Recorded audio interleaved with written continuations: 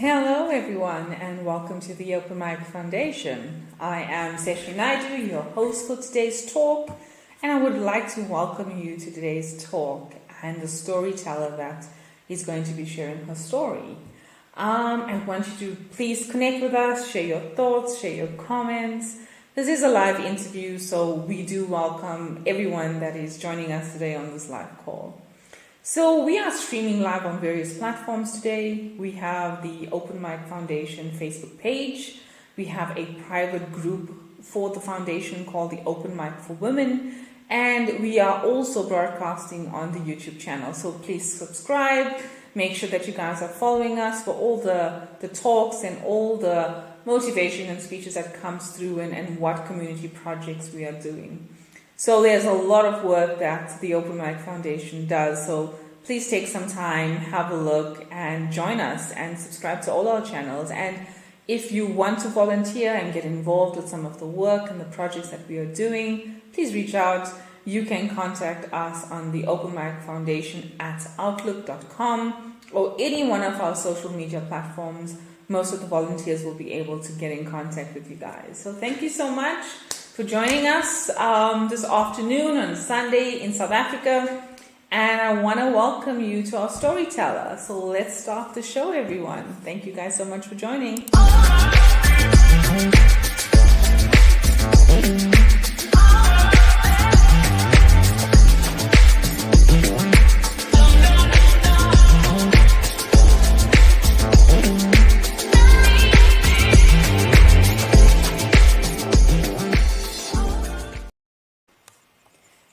Good afternoon. Welcome to you, Payal. Thank you so much for joining us today from the sunny South Africa. Hi, Sydney. Thank you so much for having me. It's such a pleasure to be on this platform.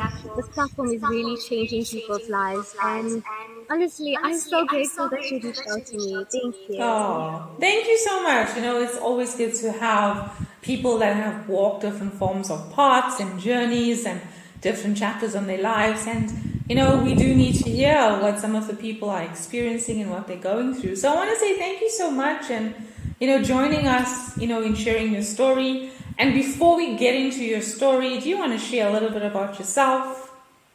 It's so much about me. So I'm Payal Maharajh. I am from Johannesburg, South Africa. I am a daughter, I'm a sister, I'm a friend, I'm a auntie. I didn't like that one too much. I'm a cousin, a granddaughter. I'm so many things, a dancer, a strategist. That's all the other parts of me, but I think what's one thing about me is that I'm constantly learning and about myself, about people, and everything else. I am currently 22 years old, and yeah, it's been quite an exciting journey thus far. I've had a very, I want to say, entertaining life. I think all of us during this pandemic has had a bit of entertainment, and I think a bit of understanding, you know, ourselves. So I think a lot of people can relate to that. Oh, absolutely. Yeah, there's so much to me. I really don't even know where to start. Okay, yeah. So thank you for that introduction. So I think your story that you want to share with us today is called, you know, Mess into Message. I've heard the saying from a storytelling group that I'm part of in the US, and one of the storytellers there was saying, your mess turns into your message and it becomes the most powerful brand that there is. So when you sent me this storyline, I was like, wow, okay, this is going to be such an interesting, you know, concept and talk. So I think let's get to it. I think, you know, let's hear your story and how did the mess turn into a message for you? Absolutely. So I just would like to start off with my disclaimer first. I think it's really important for me to start off with that. My story does consist of I would say violence. It does also consist of mental health stuff, and yeah, that's about it. But I think that's also just important for people to know. And yeah, also, I am also the type of person that will bounce up and down from stories to stories. So, Oh, no problem. That's why you have me here, right? So don't stress. okay, cool. But I would like to start off by saying that storytelling is absolutely important. And I realized that a couple of years ago when I studied abroad, which I'll get to that just now. But I'd like to start off my story by being grateful to be here, firstly, because that could have changed many times along the way. And I'd like to get into it. So, my name was given to me before even I could think about it. Classically, from an Indian movie that starred the famous Shah Rukh Khan, and my grandmother fell in love with the name Payal. My Aji, which is my grandmother, had a beautiful amulet that had decorated with silver stones and these beautiful diamonds and stuff like that. And typically, everyone around the family wanted the necklace because of the radiance that it portrayed. And when my auntie said, "This is for my file," everyone, now this I'm talking about my dad and his sisters, was confused. And they told me, like, who's file? Like, there's no file in our family. And my auntie said, file will be the name of my first granddaughter from my sons. So everyone who knew my grandmother was a little bit crazy to think of the name of a child before they were even born. And January the 8th of 1999, I was born. And in the Indian culture, children have a name according to their rasis. So their rasis is basically according to the time that they're born and all of these things, right? And yeah, that's basically it. And which gives you the name that the child, like what words the child's name to start with. And, well, guess what mine was? Mine was Pa and Ta. And people could not believe that my Rasi was actually what my Aji predicted it to be. And hence, my name is Payal. So that's just a bit of a background of where my name actually came from. So it was way before I was even born. Yeah. My upbringing was very different to a normal 6-year-old. My dad was murdered at a very young age when I was 6 years old. My dad was 33 years old. And I felt really lost. For being just 6 years old, I was the apple of his eye.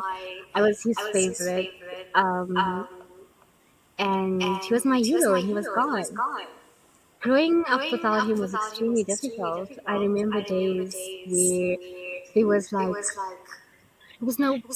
not enough food and stuff like that. But my mom always tried her best to provide for my sister and I. So it's just myself and my sister. And she never let us feel like we grew up with anything short or anything like that. Her goals were to give us an education, to make us fast, to fill us with the values and the stuff that we needed to know growing up and stuff like that. And she worked extremely hard. She worked a couple of jobs, and we didn't have the privileges that many children our age had. And I grew up looking at many of my friends' parents that had both their parents, and I would look at them not with despise or with jealousy. I would look at them and be like, and I would hear them complain about things, and I was like, you don't know what it feels like to grow up without parents. And that's the one that used to really, really hurt. But at a young age, my mom introduced us to many charity organizations, and they taught me the art of giving back. And giving back to the community became a passion of mine. And just seeing the smile on people's faces just motivated me to a whole nother dimension. One of my goals was to make something out of myself and to prove my worth like that. And as nice as that sounds when you say that out loud, it's very difficult to actually do that. And however, I encountered many challenges growing up, dealing with my dad's death, caused me a great amount of depression.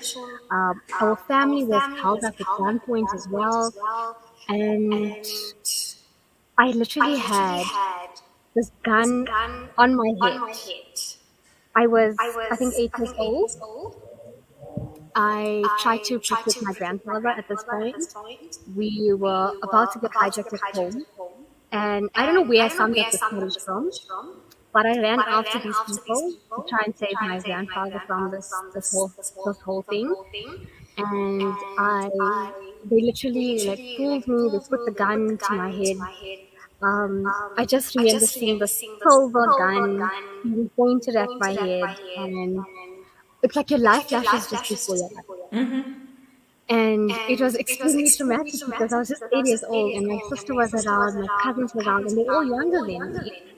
And I didn't know what was going to happen in that point, but they let me go. But at that point, I could have died.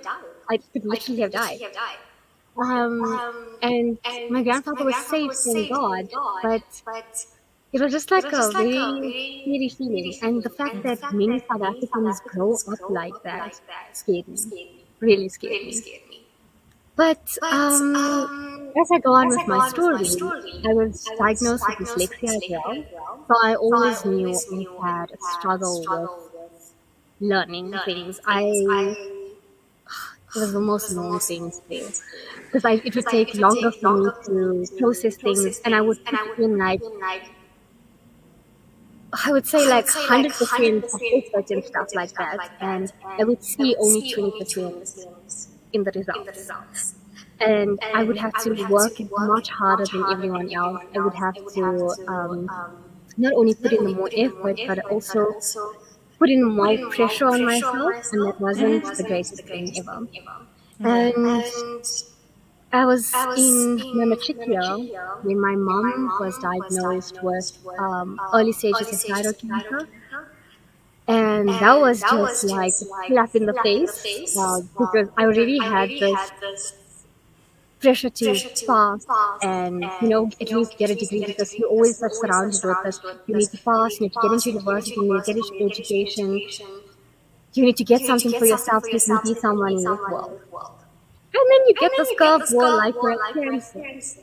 So it was just, it wasn't nice at all. But also with my learning challenges, dyslexia was something that just consumed me. It really, it was so hard. It is so hard because I'm still dyslexic. And it never goes away, right? Being dyslexic as well. Yeah, I think it's about, there's a lot of children out there, and there's still a lot of adults as well that are dyslexic, right? And I think it's about how do you work with it than against it. Exactly. Right? You can't take it away. You can't treat it and tell you can take this medication and this is what it's going to be. It's not like that. It's about living with it and how do you work with it in order for you to continue with your life. Yeah, it is. Yeah. But I had it a little bit rough because I had teachers tell me that, you're going to be nobody. You should just leave the school. You're not going to do anything. You're failing so miserably. Can't you just see what I'm trying to teach you? And those comments subconsciously did affect me. Yeah, because it's not like I didn't try, because I really was trying. And it was just horrible. It was absolutely horrible. And I just told myself, just try your best to get done with school. School doesn't define you.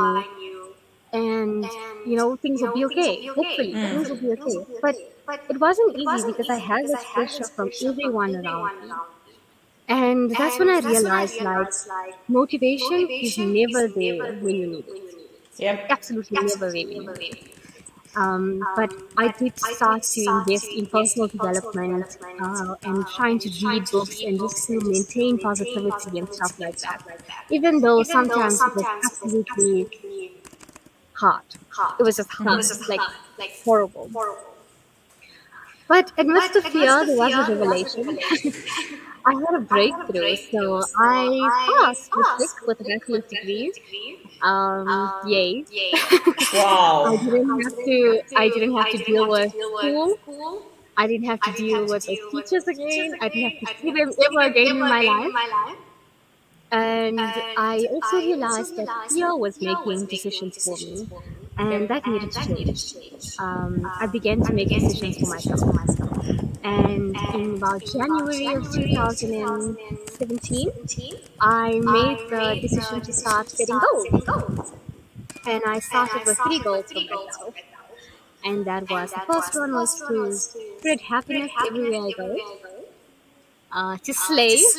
So, context of slaying means just to carry yourself better and to with a lot of more confidence and just be that person. And thirdly, to do really well academically, to prove it not to everyone but for myself, and to study abroad and which felt a little bit impossible because I had about almost 600 to 700 people when I got into university. And obviously, with the blessing of dyslexia, which seemed very unrealistic.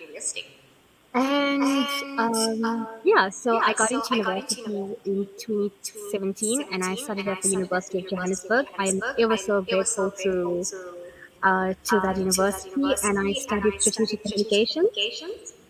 And when I look back now, I would like to think that I achieved my goals because, with regards to spreading happiness, as hard as it is for myself to find that happiness sometimes, I've made it a goal to try and spread happiness, even if it's just through kindness.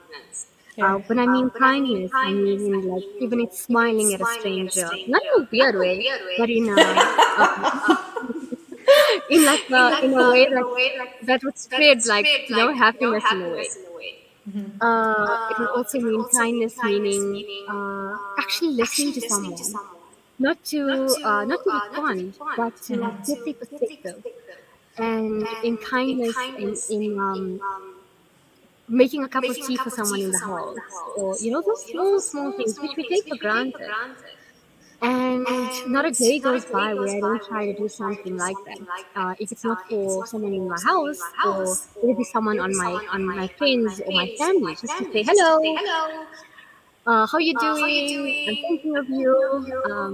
And everyone knows me. I'm a terrible texter, but Oh wow. it's Okay. just I the think I idea think of showing people I exist. Go. But I'm thinking about you and I'm sending you lots of positivity. And as for slaying, I started taking care of myself, something that I wasn't used to because I've always been used to putting people first.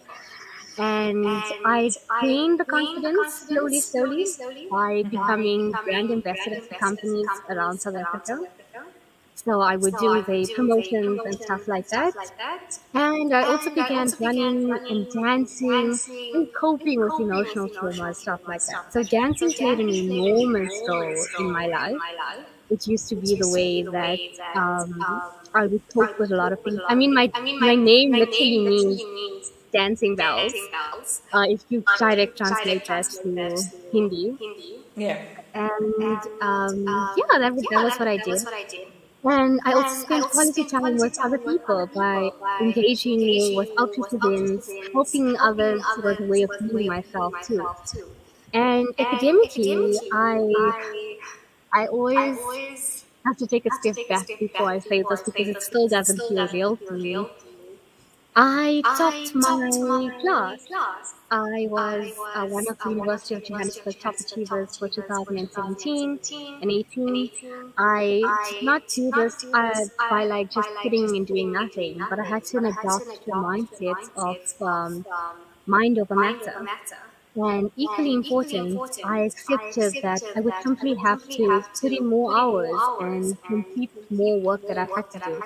My dyslexia didn't stop me. Definitely slowed me down, but it definitely helped me overcome challenges and adversity.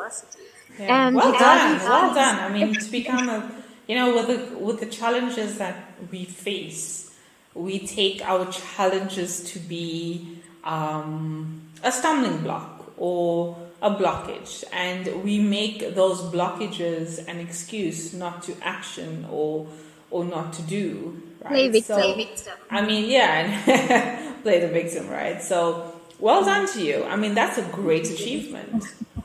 Thank you. So, like I mentioned, my dream was to study abroad, which seemed impossible. I was awarded the opportunity to study in America for a semester and representing the University of Johannesburg. And my experience allowed me to understand different cultures, understanding different people, and the global North lifestyle. But it's also that I conducted a study over there that helped me, and I feel like helped them to break stereotypes. That was my goal, and and the biggest finding was that these boundaries that separate me is no longer significant. That it's our differences that bring us closer as people, and that's how we build true connections and how we are authentic with each other. And that just made me feel more connected to people.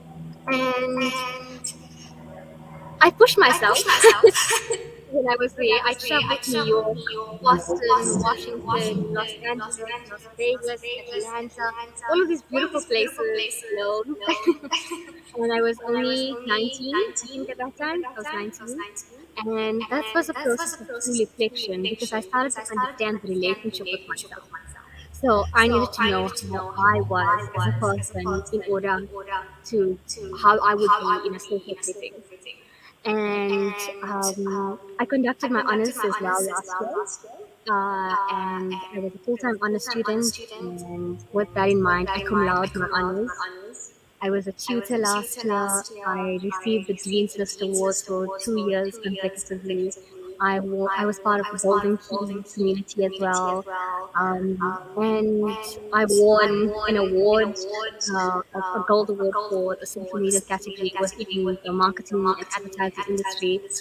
And I realized that for someone so young to do so much, that had the blessing of dyslexia and being told all those horrible things in school about not being anyone. And this is not speaking from a point of arrogance, but it's a speaking from self awareness that words have the ability to make or break you.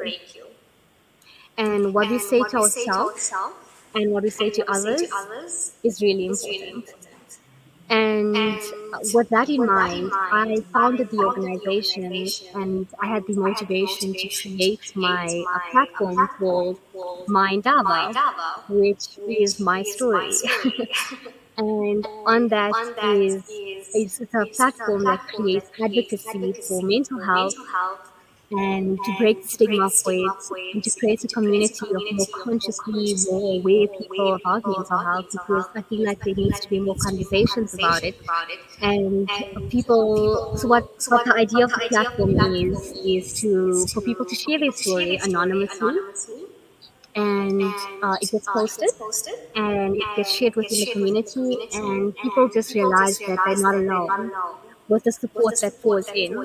And I also get like a whole lot of professionals to come in and speak about different things. I had a teacher that spoke about cyber bullying and also mental health in the classroom, a fitness instructor on how fitness influences mental health, a psychologist on addictions. Like there's a whole range of stuff. And I just feel there's such an urgency for this. And I could have played victim, or I would have been, I could have done nothing about it. But I really wanted to be the change. And change starts with you. You know that famous saying? Yeah, it's I not it's famous for a reason, right? Until you understand what that actually means. So Yeah, yeah. And I think I realized that at a young age, I had the ability to influence. When I say influence, I don't mean our Instagram influencers, but I mean influence in the sense of getting people to realize certain things. about themselves and being able to say, okay, I didn't think about myself in that way. It's about trying to tap into the best versions of themselves and being able to share that with people as well. It's been extremely hard, not gonna lie, because it's really difficult to get people to trust you. But that's Oh, trust one of me, I the know. Trust me, I know. Listen, having people believe in what you are standing for and why is it so important to share a story. It's like for yourself. When I meet storytellers to come and share their stories, you build trust. But at the same time, with open mic, there's no labels, there's no attachment, there's no judgment because it is your truth, right? We are not here to judge people on what they have experienced. It is your experience that you are sharing, okay? That's so true. And that is the difference. Now, with storytelling, it's about here's what I've been through. And I am of the belief in the change that I believe that I'm instilling is that we are no different. Doesn't matter where you reside. Whether you are across the ocean, whether it's the color of your skin, whether it's the language that you speak, there is no difference. The only difference that we have is how we react and respond to a situation. That is so because true. the choices that we are making is what is defining the journey or the chapter that we put ourselves on. Now, by sharing one's story enlightens people and to share, I know somebody that had, could be many things, experienced violence, could have experienced hijacking, many things, and knows what it was, the feelings like of having a gun at their head. Now that alone will tell you already have a connection with that person. Absolutely. It doesn't matter where you were from. It doesn't matter where you reside. The fact that you had one commonality or one connection already links you. Absolutely. Yeah, Absolutely. Yeah. So all the storytellers that have come onto open mic, there was a message in there that needed to be shared to the world, right? Currently, open mic touches 30 countries across. And, next year hoping to, expand more and more into different countries and different cultures. So you were sharing how you traveled the US, I traveled the world. And that is why I created open mic. The stories that I've heard across the world and the things that they've done and how they've experienced, it opens your mind through a different lens and a different type of change and transformation that humanity needs to firstly be conscious about. And consciousness is an awakening that we all should be embracing. If the pandemic hasn't taught you, if the pandemic has not taught you that today and where you sit right now, then we are talking a different language. What you just said should be put in a quote. Because I don't think it's put any better. And with what you just said, like sharing the world and listening to people's stories and stuff like that, I can completely relate to that. When I traveled to like London and Turkey and stuff like that, you see the lifestyle in India. It's just such a rich culture country, and you see the lifestyle people growing, and you think about, you should be so grateful for how much you have. And we can't compare people's stories, but at the same time, we can definitely see how to be more self-aware. And when I was in the US, we founded this organization that started with storytelling. So we called it My Stories, and that's the first time I stood up on stage in front of an entire stadium of people, and I recited my story in front of strangers. I don't know those people at all. Yeah. But I just felt like this was a way for me to create change, for them to know what, not, I don't want to say it's bad living in South Africa, it's not, but it's about trying to get you more aware of what's happening in the world and how we do have the ability to overcome adversity. and stuff like that. And my God, please, I hope this is recorded so we can go back and we can put that into a tweet or something, because it was just beautiful, beautiful. Thank Yeah, you. we forget about, one of the things that storytelling has taught me is imagination and curiosity. Oh, Curiosity, a friend of mine in the US, her name's Robin, right? Now, Robin she calls herself the curiosity seeker, right? She teaches people how to be curious, but she also taps into the curiosity instead of going and Googling it, right? Which all of us do these days, and let's be honest, we all do it.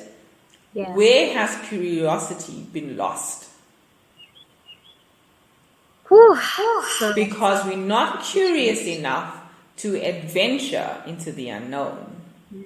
Are comfortable. Right? We become too comfortable. Yeah. It becomes of how can I get this quicker and faster and cheaper, and instead of taking the time that is needed to unravel what you seek. Wow. I work in advertising, and that is spot on. Yeah. Think about it, right? Because we're not so curious enough, and people are rather going to their phone or the laptop versus going into being curious about something. And she's a phenomenal woman, and she's in her 70s. I've learned so much. Yeah, I've learned so much from her, right? And beautiful soul, absolutely beautiful soul. And she really, makes you rethink what you've lost, right? So one of the biggest community projects that we're driving next year for the Open Mic Foundation is called Story on Wheels. Now, Story on Wheels is going to be going to communities and orphanages where we want to do storytelling for children and to also teach them how to journal. So it's our biggest project, and we launch in February, and we're going to start collecting secondhand books because we're going to have Story on Wheels. We're getting the books and we're putting it into the vehicles. We've already got about 7 people that have signed up to volunteer. They're going to be doing storytelling sessions at each of the orphanages with different age children. And we're going to be looking at teaching them how to journal and express themselves and understand what it means to express oneself, one's thoughts, and one's reality. So it's a very big project that we're launching. Payal, I'm sure, I've given you an invitation to come to the launch party of Open Mic. Its 2nd birthday is next month. And we've just today launched our business entity called Just Be. And we're going to be driving this initiative for next year and try to get journaling packs and secondhand books to children and ignite the imagination again towards the youth, because it's needed. That is change happening right there. Yeah. Wow. Congratulations. That is just phenomenal. Yeah, in fact, I wasn't going to mention this. And, I wasn't going to mention it because we haven't, it's on the website and stuff. So we're busy, there's a few orphanages that we're going to be contacting in the next couple of weeks. And we're looking at, rolling it out in February. We have KPIs to target in terms of 500 books to be collected and distributed, 250 journaling packs and sessions to be had. So the program runs from February to November next year. So we want to start collecting the books so that we can categorize the books into age groups, into certain buckets of age groups. So when we go to these communities and to these orphanage homes, is to make sure that we have books to donate and to give them, in terms of reading and stuff. So yeah, guys, if there's anyone reading, I'm happy for you to contact myself directly in terms of collecting of these books. It is definitely going for a good cause. So Absolutely, please. Please, everyone. I'm ready to do this. Like, please, can I get involved? I would love to hear more. yeah, yeah, you're welcome to even be a storyteller. I'd Yeah, love it's to gonna come be to as well. yeah, it's gonna be once a month. We even got some teachers signing up, eh? Lovely. Yeah, Oh, we even got some teachers signing up. Yeah. So and this was just happened a couple of days ago, and word of mouth has been going on, and people have been coming on board and says, no, let's do this, Sesh. It's going to be quite an intensive project. It's only going to happen once a month, but it's about getting as much volunteers as possible for us to reach as much people and kids as possible, but to teach them what it's like to be a storyteller, what it's like to share a story. And it's about sitting down, taking a book, and just reading a story to them. So, yeah. Beautiful. Beautiful. I used to think of like Nelson Mandela when you talk about this and the stuff that he says about education and changing children's lives. These are the leaders of the future.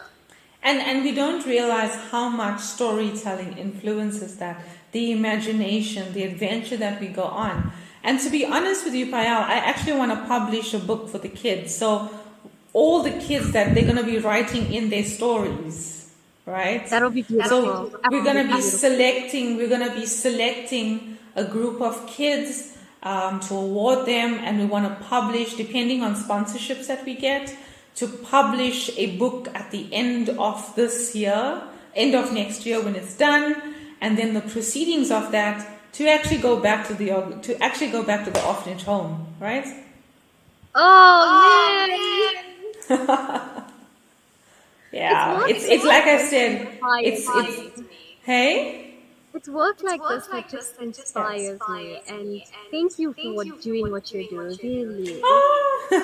You know what? It's not me doing it. It's you have a vision of creating something out of nothing, and it's about instilling the change that we all need. But again, open mic and just be is about expressing oneself, and there's different diverse ways of expressing. And the thing is that we don't always express ourselves because we're so afraid of judgment. We're so afraid of what society thinks about us, and we're so afraid of not being our true self. If we can overcome that, we can overcome a lot of things of just being yourself. And that is my aim and my mission in creating Just Be, is to help people understand what that is. And I said to you, hence why I launched the retreat as well. Being in the corporate, being a social entrepreneur, being a spiritual person as well, I've been through that journey, I understand it, and getting people to express themselves and not have a look at what beliefs and culture has done to us is something that we all need to release right now. And if the pandemic has not taught you that, then we're going to have a good chat. You literally mentioned how society and stuff, all the stuff that you just said now. Yeah. So when I published my album, I put my story first, with my face and my voice, everything. You are your brand of your story, right? And only you can tell your story like you. Yes. And when I did that, I take a step back and I'll be like, there was a little bit of fear in me that was going to be like, oh, what are people going to think about you? Yeah. I don't want people to think like I want attention, because that's the last thing that I want. Like, I don't want sympathy, I don't want all of that. No. But the support that I got was unmatched. It was just, and it's so wonderful to see that people are actually nice. Yeah. Actually, there's some really kind people out there in the world, and trust me, I have met so many people around the world because I network across the world, right? Like yourself, right? Thank you. You meet the people that you are meant to meet, and they will come forth in wanting to be the change that they want to seek in the world. And there's a lot of people out there, they just don't know how to. And that is why when they meet people like yourself and myself that wants to do this, they're on board. Absolutely. Wow. That is so true. Yeah. When you've been working with people for many, many years, you get to understand what that means, right? So yeah. So let's see, let's wrap up, right? What is it that you wish to share with the audience today in terms of what did they take away from your story? A lot. If one person took away one thing that I said across this whole thing, my whole talk, I'll be happy. But I would just like to say that my problems didn't disappear, and obviously I would experience problems going in the future. And life gets more and more interesting. I mean, this year was one of the most difficult years of my life, medically. I was in hospital twice. I couldn't walk. I had to learn how to walk again. I've had 3 or 4 lumbar punches done this year, and that feeling of sitting on theater while like a this-size needle gets injected into your spine, when you can actually feel it, it's traumatizing. Oh And yeah. Oh, I me had and needles don't go together. I actually still have bruises on both my arms from all the needles and stuff that I've been through this year. I had encephalitis, which was inflammation in the brain that uh, did not sit well with my entire well-being. And I'm still in recovery from that. About a month ago, I was admitted into hospital again. But I don't have enough oxygen flowing into my brain. It's emotionally it's been a bit difficult. But I had to even go onto a whole bunch of antidepressants. And sitting on a couch and telling someone how you feel as a mental health activist is very scary. It's very, very scary. And that's why I had to take a step back from even mind up and anything, because I can't be a hypocrite and be like, it's okay not to be okay when I'm not okay. That type of thing. So I had to take a step back, try and figure myself out a little bit, and then be able to help people again.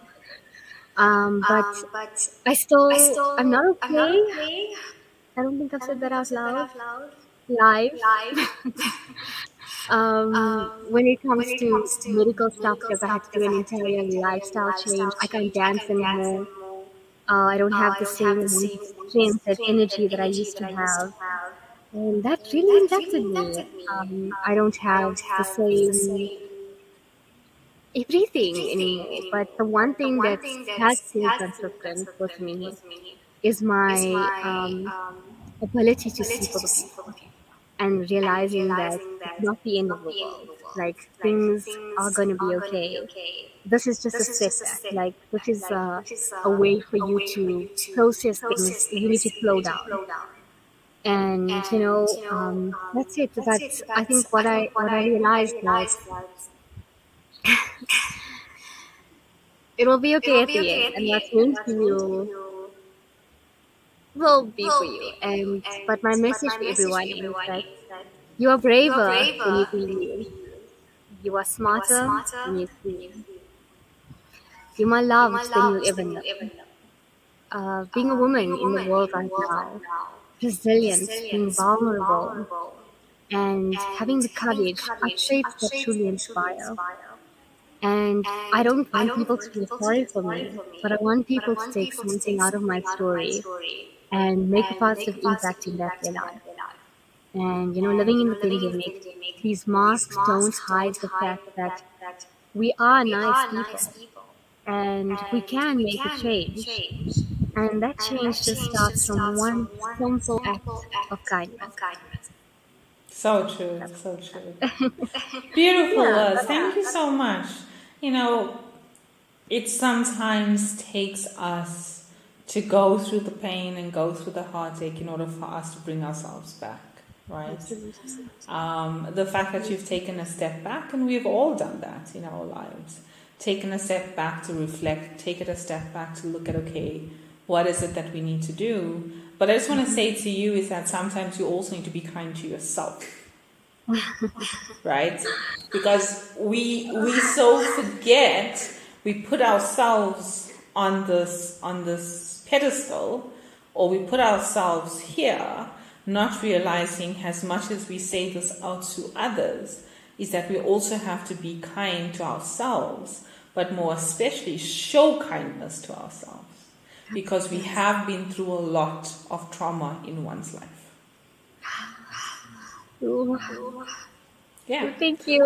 I've been there as well, right? I have been there as well. The pain and trauma that we experience does not define who we are. However, it does give us lessons that we need to acknowledge in oneself and to reflect on what is that. Otherwise, we wouldn't be doing what we are doing, is changing lives. And we try to change lives one day at a time. It takes one person. It just takes one. It doesn't take two, it doesn't take an arm, it doesn't take anything. It takes one. And that's all that a storyteller or a story needs, is just one person. Yeah. Absolutely. It's so beautiful. Thank you. No, thank you. Thank you so much. And I just want to end off by saying Happy Diwali to you this week. Right? Thank you. Right? Let's acknowledge that. It is the Hindu festival, guys. Those that are celebrating Diwali this week on the 4th of November, Happy Diwali to you. All the blessings, all the light. And I wish everyone a blessed day and happy celebrations to all of the families and the love that everyone experiences as well on that day. It's a very auspicious day. And I wish everyone that is watching and will be watching a happy Diwali to you. And to you as well, Payal. To you and your family as well. Best wishes to you guys. You too. Hey, is there any questions? Anything? Are we good? Nothing has come through, so I think everyone's good. If there is something that's coming through, I'll definitely send it through to your way. But if there isn't, then I'll definitely... Hey, yeah, I will. Definitely, for sure. I want to say thank you so much for sharing your story on the Sunday afternoon in South Africa. It's much more warmer and the sun is still out compared to the week that we've been having.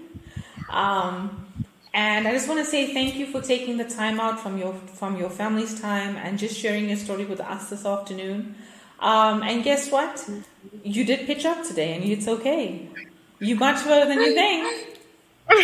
Thank you. It's such a pleasure to be here. Like I said when I started off, this platform has the ability to impact people and motivate people, and you're doing a phenomenal job, Sushi. Like really, thank you and to your team as well for pulling this together. Shout out to them, and if there's anything I can do to help, please reach out to me. And take care to everyone who's listening, and have a phenomenal Sunday afternoon. Will do. Thank you, everyone, and thank you guys so much for joining us today. And yeah, keep well, everyone. Thank you so much, Pia. No problem. Bye-bye.